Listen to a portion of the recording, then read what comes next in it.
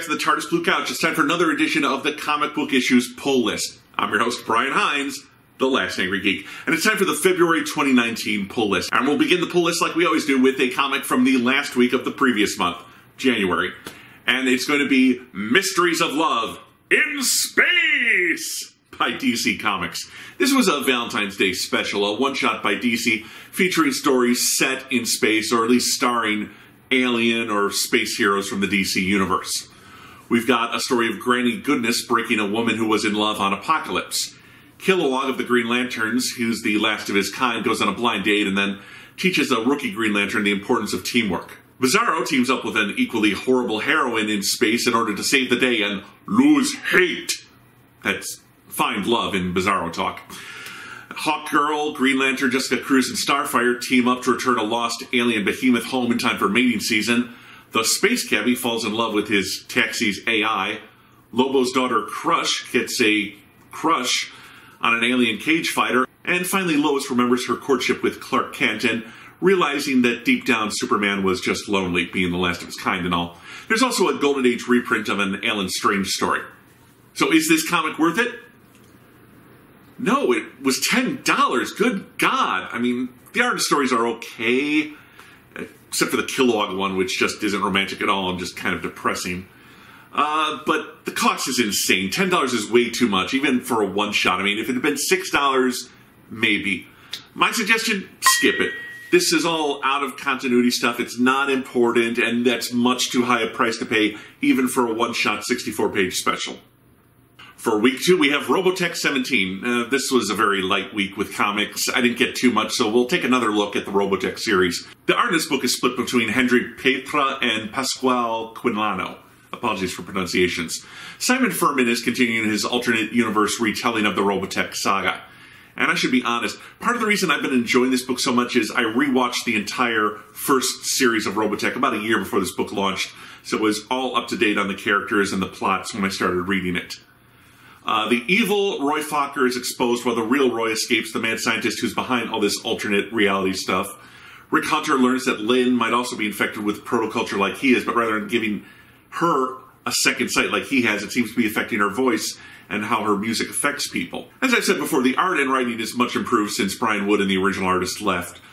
My suggestion, skip it. Let me explain. This book is only for the hardcore Robotech fans or people like me who've recently rewatched the original animated series. If you're new to Robotech, you're not going to get everything you could from this book because you're not going to understand where it's different from the anime. You're just going to be seeing a straight story, and while that's decent enough, there's another level of enjoyment if you know how it's changing from the original history. So rewatch Robotech, or if you're very familiar with it, you're okay, then you can go into this book. But rewatch it, then get collections or cheap digital editions if it goes on sale in Comixology. Then you can enjoy it on two levels, from the story they're telling and from the story that they're not telling. For week 3, it's Wonder Twin Powers Activate. We've got the Wonder Twins #1. And this book is written by Mark Russell, who's responsible for one of my all-time favorite recent books, Prez, which featured hilarious political commentary. It's drawn by Stephen Byrne. The former animated characters, Jason and Zan, are now going to high school on Earth at a high school overseen by the Justice League. I don't get it either, but they're also interning at the Hall of Justice.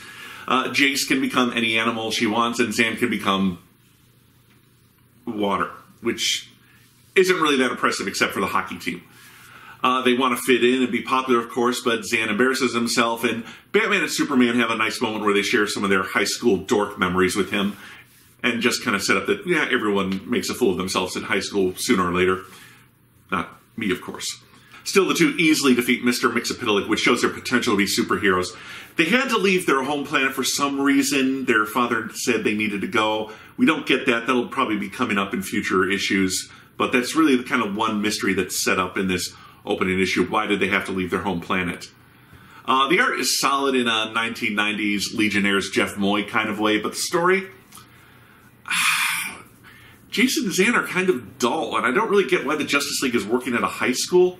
I know this is supposed to be a younger ages book, but I was disappointed. It wasn't nearly as funny as I'm used to Mark Russell writing, and I expect a lot more from future issues. My suggestion, for now, skip it. If it improves, we'll see, but if it stays at this level, it's not going to last many issues. And finally, for week 4, it's Hulk Vereen's #1, a book that delivers what it promises. Okay, so over in the Weapon H book, a shadow government agency has created a Hulk with Wolverine claws. Or maybe that's a Wolverine with Hulk muscles. Now his 2 dads are here and looking up Sonny Boy in a comic book written by Greg Pak and drawn by Ario Anindito. This same shadow agency now wants the leader to find a way to kill the immortal Hulk. He proceeds to kill his guards and escape the prison he's being held in. When the Hulk Vereen starts to catch a cold, which should be impossible because of his Wolverine healing factor, he thinks he might have been targeted by his old agency, and he sends his family away into hiding.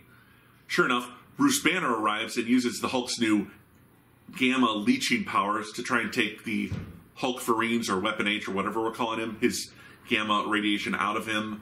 But all he does is takes the Hulk Vereen's cold, which is actually a gamma virus that was tailor-made by the leader. Confusing? Yeah, a little bit. Anyway, when the Hulk Vereen doesn't kill the Hulk, the leader comes out and starts yelling at him to finish the job, but he chases the leader, but then gets intercepted by Wolverine. Now, I haven't been reading Weapon H, but I had no problem getting caught up by the narration and backstory on the front page and then what I learned in the story itself. This issue was half exposition and half fight between Hulks, although I still don't know why Wolverine is alive. He was dead, then his body's missing, then he shows up in cosmic form. Wolverine's very confusing right now. My suggestion, wait for the collection. If this is a book you have to read, if you've been reading Weapon H and like it, fine. I haven't. This was okay.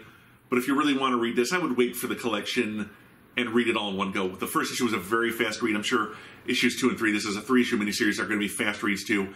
Wait for the collection, get it in one go. All right, my friends, this is another edition of the Pull List in the Can. Thank you for joining me. Hey, check out my Patreon page and like and subscribe. Be sure to watch my shows. I'm not above begging. Please watch my shows. Until next month for the March 2019 Pull List, this is Comic Book Issues, and I'm your host, Brian Heinz, the Last Angry Geek.